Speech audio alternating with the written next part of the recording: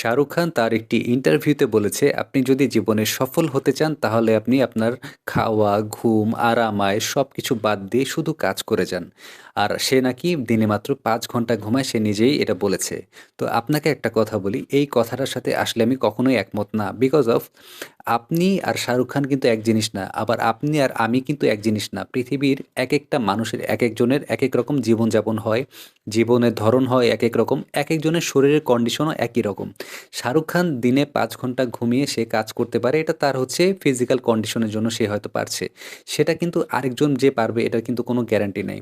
তো আপনি দেখা গেল আজকে শাহরুখ খানের কথা মতো সেগুলো শুনে ফলো করতে গিয়ে আপনি ৫ ঘন্টা ঘুমালেন, তার মতো খাওয়া, ঘুম, আরাম সব বাদ দিয়ে কাজের পিছনে ছুটলেন এবং মাঝখানে কিছুদিন চললেন ঠিকই, কিন্তু আপনি একসময় গিয়ে গুরুতর অসুস্থ হয়ে পড়লেন।